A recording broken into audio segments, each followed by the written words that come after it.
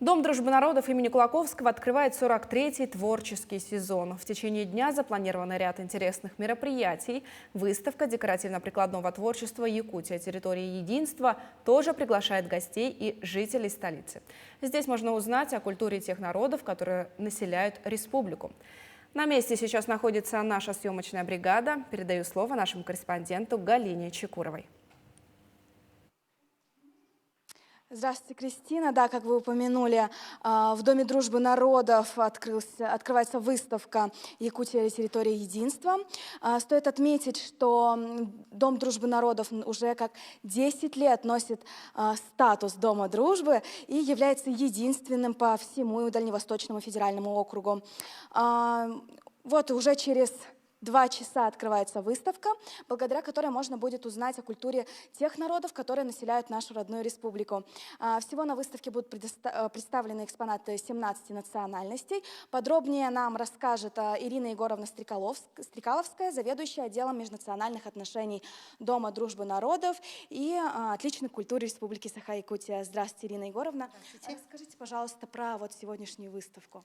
У нас знаменательное событие сегодня. Нам 10 лет, как мы работаем в статусе Дома дружбы народов. И сегодня у нас патриотическая акция «Время быть вместе». И открывает эту патриотическую акцию выставка декоративно-прикладного творчества «Якутия. Территория единства». Но мы начинаем выставку, конечно, с культуры народа Саха.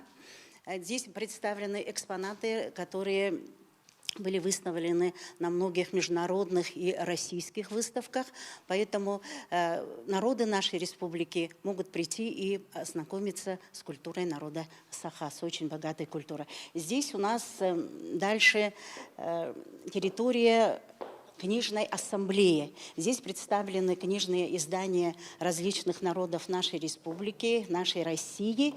И в 4 часа здесь мы проведем урок о самом главном. Мы расскажем детям, почему так важно сохранять свой родной язык. Естественно, у нас здесь представлена культура славянских народов. Мы здесь представили куклы, обереги, хохлому, берестяные изделия, естественно, самовары, старинную посуду и национальную одежду. Культура коренных малочисленных народов Севера очень многогранна. Только недавно наши мастерицы приехали с выставки «Сокровища Якутии», «Сокровища Севера» в Москве. И очень красивые, богатые изделия представлены на нашей выставке, а также еще изделия русских арктических старожилов, русско-устинцев. Можно здесь ознакомиться. Здесь у нас представлены наши народы: бурятская культура, монгольская культура, еврейская культура. Дальше у нас Татарский культурный центр представил свои экспонаты, таджики, узбеки, корейцы. В общем, все многообразие наших культур, чем мы гордимся. Выставка будет у нас демонстрироваться до 7 ноября. Можете прийти, ознакомиться с культурой народов нашей республики. Приглашаем. Спасибо вам большое, Ирина Егоровна. Далее нам подробнее расскажет о своем народе Борис Смаилович Гумер-Оглы, координатор по Республике Саха-Якутия Федеральной национальной культурной автономии российских цыган и член Союза художников Республики Саха-Якутия. Также стоит отметить, что Борис Смаилович является мастером по художественной ковке. Здравствуйте, Борис Смаилович. Расскажите, пожалуйста, что сегодня представлено? Здравствуйте. Вкратце представлены.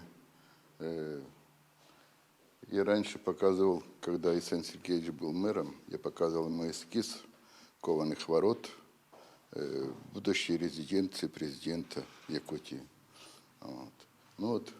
Предварительно, так сказать, заготовки, кованые работы своего коллектива, также кованый трон, который я делал 1,5 года его. А остальное мелочь такая .